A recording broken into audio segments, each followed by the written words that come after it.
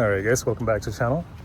So నేను పొద్దున్న నుంచి వ్లాగ్ చేయాలా వద్దా అని ఆలోచిస్తున్నా. బట్ అట్లీస్ట్ ఒకరిద్దరికి హెల్ప్ అయినా మంచిదే కదా అని తర్వాత చేద్దాం అనుకున్నా. సో ఈ వ్లాగ్ నేను ఇప్పుడు నాకు శాన్ ఫ్రాన్సిస్కో ఎయిర్పోర్ట్లో గ్లోబల్ ఇంటర్వ్యూ ఉందన్నమాట. సో ఇప్పుడే జిమ్ అయిపోయింది, అది ఇంటికి వెళ్ళి ఫ్రెష్ అయిపోయి ఎయిర్పోర్ట్కి వెళ్ళాలి.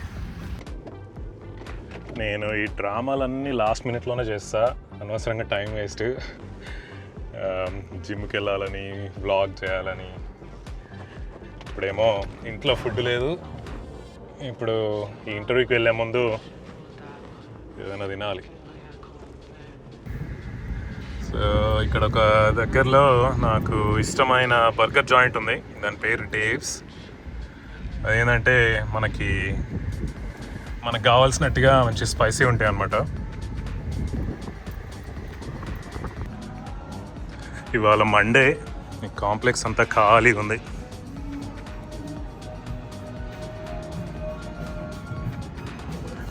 ఇదే డేవ్స్ అన్నమాట, డేవ్స్ హాట్ చికెన్.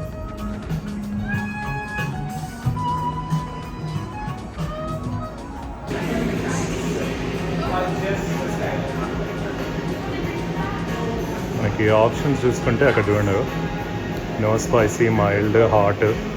నేను ఒకసారి రీపర్ తిన్నా, అది ఏడవాల్సి వచ్చింది, అంత స్పైసీ ఉంటుంది అన్నమాట.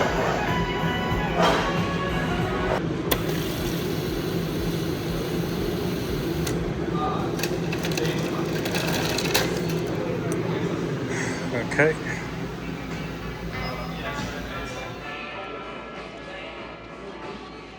సో ఈ గ్లోబల్ ఇంటర్వ్యూకి జనరల్గా 2 డాక్యుమెంట్స్ ఇంపార్టెంట్ అన్నమాట. ఒకటి వచ్చేసి మన పాస్పోర్ట్, ఇండియా అయితే ఇండియా, యూఎస్ అయితే యూఎస్, ప్లస్ మన లోకల్ డ్రైవర్స్ లైసెన్స్. ఈ 2 ఇంపార్టెంట్. ఈ వీడియోలో ఈ గ్లోబల్ ఇంటర్వ్యూకి సంబంధించిన డీటెయిల్స్ అన్నీ లాస్ట్ 2-3 మినిట్స్లో పెడతా. వచ్చేసింది నా బర్గర్. ఈ రెస్టారెంట్లో ఇక్కడ ఈ బర్గర్స్ని స్లైడర్ అని పిలుస్తారు. నేనైతే హాట్ ఆర్డర్ చేసిన. చెప్పిన ఇందాక నేను ఒకసారి రీపర్ ఆర్డర్ చేసిన, అది తింటే ఇంకా ఆల్మోస్ట్ ఇంకా ఏడుస్తామేమో అన్నంత స్పైసీ ఉంటుంది. సో ఫ్రైస్, బర్గరు, పికిల్స్ వస్తాయి. అండ్ ఇక్కడ ఫేమస్ ఏంటంటే ఈ సాస్ అనమాట, దీన్ని డేవ్ సాస్ అంటారు. ఎక్స్ట్రా అడిగితే ఎక్స్ట్రా కూడా ఇచ్చారు అనమాట.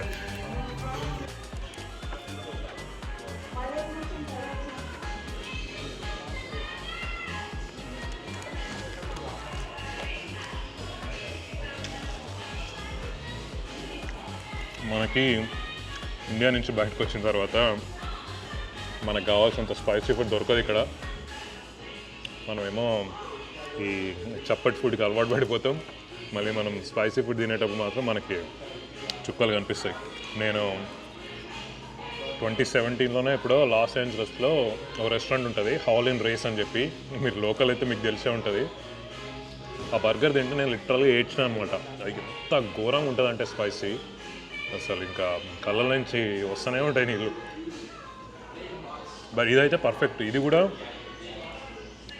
హాట్ కానీ ఎక్స్ట్రా హాట్ కానీ ఓకే, కానీ రీపర్కి వెళ్ళామంటే ఎంజాయ్ చేయలేమన్నమాట. మనకి స్పైసీ ఫుడ్ ఇష్టమే, కానీ ఇంకా తట్టుకోలేనంత స్పైసీ ఉంటే తిన్నా కూడా వేస్టే.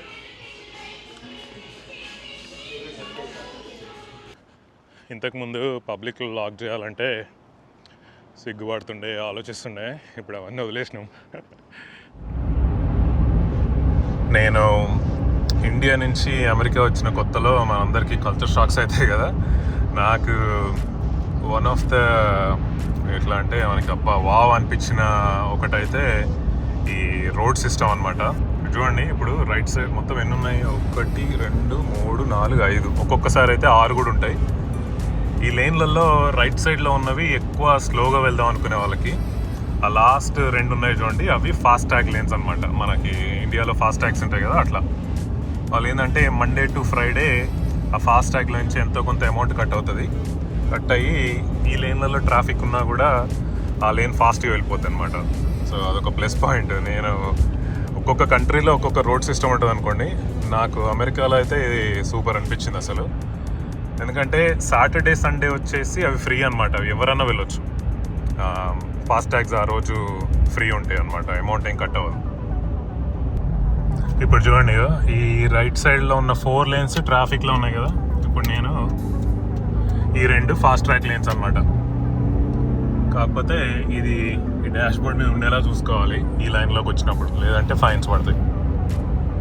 చూడండి రైట్ సైడ్లో ట్రాఫిక్ అంతా అయిపోయింది. ఇప్పుడు అయిపోవడం అంటే బంపర్ టు బంపర్ ఉంది చూడండి.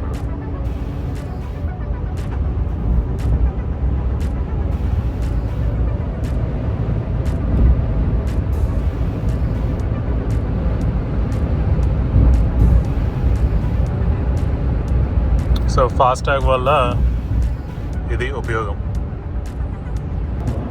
ఇప్పుడు ఈ ఫాస్ట్ లైన్లో ఇంకో ప్లస్ ఏంటంటే మన కార్లో ఇద్దరికంటే ఎక్కువ ఉన్నారనుకోండి ఛార్జ్ ఏముండదు. ఇద్దరికంటే కాదు, సారీ, ముగ్గురు కంటే. ఇద్దరికంటే ఎక్కువ అంటే కొంచెం డిస్కౌంట్ ఉంటుంది అనమాట. ఇప్పుడు ఫర్ ఎగ్జాంపుల్ $5 అయ్యే బదులు $3 అవుతుంది ఇద్దరికంటే ఎక్కువ ఉంటే. అదే సింగిల్ పర్సన్ అయితే ఫుల్ ఛార్జ్.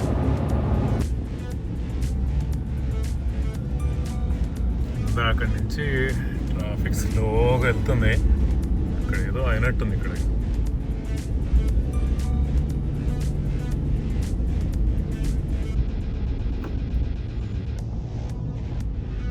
ఫైర్ ఇంజిన్ కూడా వచ్చింది.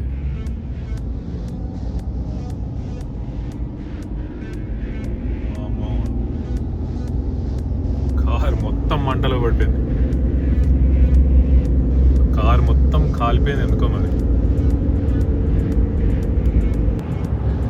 ఓకే, ఇదే ఎయిర్పోర్ట్ ఎగ్జిట్.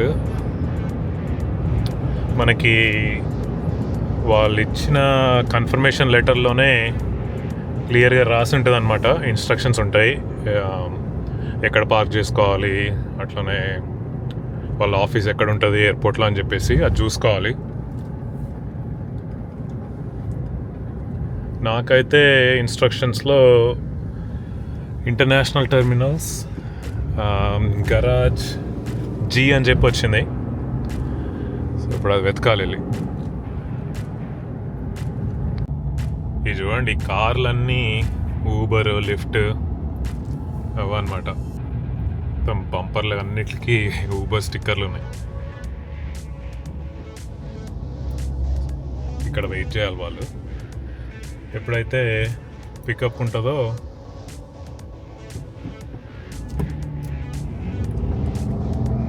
మా స్టాప్ సైన్ ఫాలో చేయండి రా నాయన. ఊబర్ వాళ్ళకి ఎప్పుడైతే పికప్ రెడీ అని చెప్పి మెసేజ్ వస్తుందో అప్పుడు గేట్ దగ్గరికి వెళ్తారనమాట, ఆ టెర్మినల్కి. అప్పటి వరకు అక్కడ వెయిట్ చేయాలి. అది సెల్ ఫోన్ లాట్ అంటారు దాన్ని.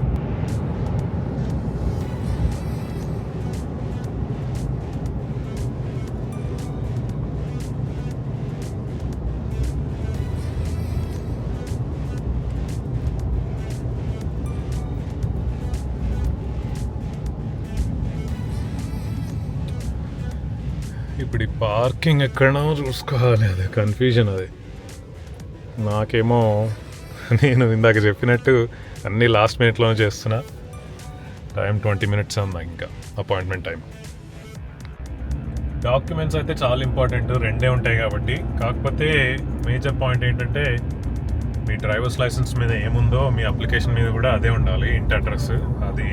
అది చూసుకోవాలి, లేదంటే వాళ్ళు మళ్ళీ ఈమెయిల్ చేయమంటారు డీటెయిల్స్ అన్నీ.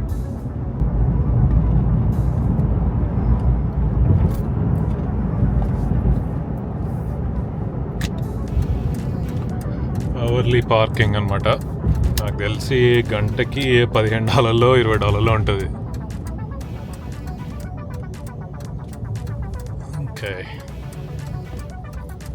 గరాజ్ ఏలో ఉన్నాం, నేను జీకి వెళ్ళాలి. ఓకే, గరాజ్ జీ దగ్గరికి అయితే వచ్చేసిన.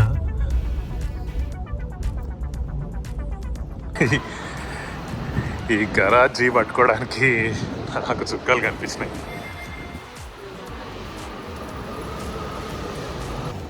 ఓకే, ఫైనల్గా 5 minutes ముందు అయితే వచ్చిన. ఇదే గ్లోబల్ ఎంట్రీ ఆఫీస్. ఇదంతా ఇంటర్నేషనల్ టెర్మినల్ అనమాట. ఈ ఇంటర్నేషనల్ టెర్మినల్స్లోనే ఆఫీస్ పెట్టారు వీళ్ళు.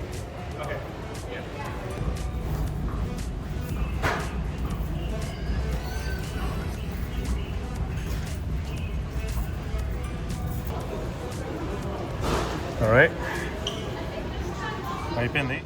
పార్కింగ్ ఫీ వచ్చేసి $4 అంట 1 అవర్కి. ఇంటర్వ్యూ అయితే మొత్తం కలిపి 5 minutes కూడా లేదు. అండ్ వింత క్వశ్చన్లు అడిగినారు. జాబ్ ఎక్కడ చేస్తున్నావు, నీ రోల్ ఏంది, ఇంకా ఉన్నాయి చెప్తా. ఓకే, ఇంటర్వ్యూ అయితే అయిపోయింది. ఇప్పుడు ఈ గరాజ్ నుంచి బయటపడడానికి కూడా చాలా టైం పట్టేటట్టుంది. సో ఈ గ్లోబల్ ఇంటర్వ్యూ గురించి డీటెయిల్స్ ఏంటంటే, దీని పేరే అదనమాట, గ్లోబల్ ఎంట్రీ. ఈ గ్లోబల్ ఎంట్రీ అనేది యుఎస్ కస్టమ్స్ అండ్ ఈ బోర్డర్ ప్రొటెక్షన్ డిపార్ట్మెంట్ ఉంటుంది కదా, వాళ్ళ ప్రోగ్రామ్ అనమాట. ఎవరైతే ఫ్రీక్వెంట్ ట్రావెలర్స్ ఉంటారో, ఎక్కువ కాదు అసలు క్రిమినల్ బ్యాక్గ్రౌండ్ ఏం లేకుండా ఇట్లా లో రిస్క్ ట్రావెలర్స్ ఉంటారు కదా, వాళ్ళకి ఈ ప్రోగ్రామ్ యూజ్ అవుతుంది అనమాట. ఎస్పెషల్లీ ఇంటర్నేషనల్ ట్రావెల్ చేసే వాళ్ళకైతే ఇంకా బెనిఫిట్. ఈ మైక్ పెట్టుకోవడమే మర్చిపోతున్నాను నేను. ఈ మైక్ పెట్టుకోకపోతే ఆడియో అయితే మరీ చండాలంగా వస్తుంది. సో ఇందాక చెప్పినట్టు ఈ ప్రాసెస్ ఎవరైతే ఎక్కువ ఫ్రీక్వెంట్ ట్రావెలర్స్ ఉంటారో వాళ్ళకి బాగా హెల్ప్ అవుతుంది. ఎట్లా అంటే, ఇప్పుడు ఫర్ ఎగ్జాంపుల్ ఇండియా నుంచి యూఎస్కి వచ్చినప్పుడు, లేకపోతే వేరే కంట్రీ నుంచి యూఎస్కి వచ్చినప్పుడు కస్టమ్స్ డిపార్ట్మెంట్ వాళ్ళ దగ్గర నుంచి వాళ్ళు మనం ఇంటర్వ్యూ చేస్తారు. అట్లా వాళ్ళంతా బైపాస్ అయ్యి బయటికి రావాలన్నమాట.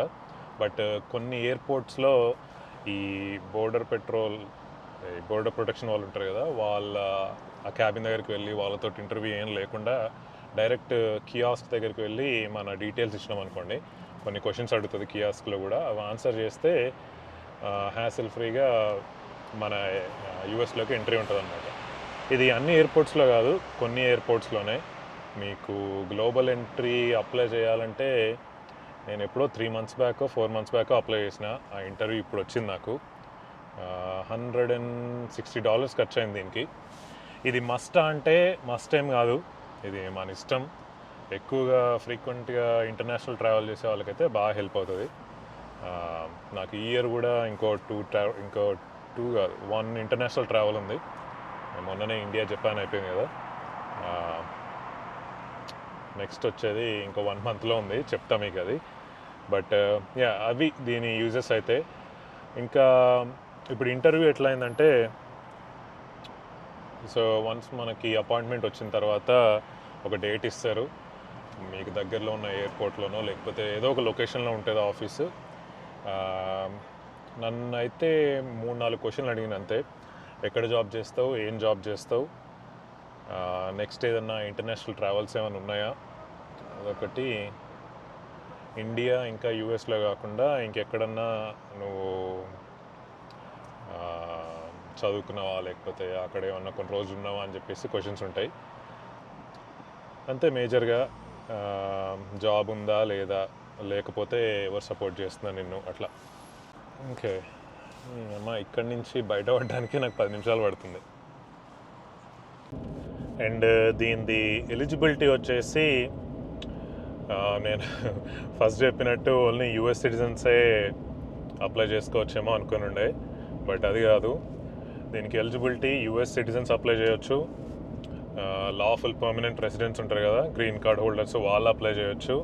అండ్ అట్లనే ఇండియన్స్ కూడా అప్లై చేయొచ్చు అనమాట. కొన్ని కంట్రీస్కి ఉన్నాయి, కొన్ని కంట్రీస్కి లేవు, బట్ మన ఇండియాకి అయితే ఉంది. సో మనం కూడా అప్లై చేసుకోవచ్చు ఇది. కాకపోతే మనకేంటంటే, మనం ఇండియన్ సిటిజన్స్ కాబట్టి మనకి ఒక ఎక్స్ట్రా స్టెప్ ఉంటుంది, బ్యాక్గ్రౌండ్ వెరిఫికేషన్ అనమాట. మన పాస్పోర్ట్ ఏదో ఉంటుంది కదా, మనది పాస్పోర్ట్ సేవ పోర్టల్ ఉంటుంది ఆన్లైన్లో.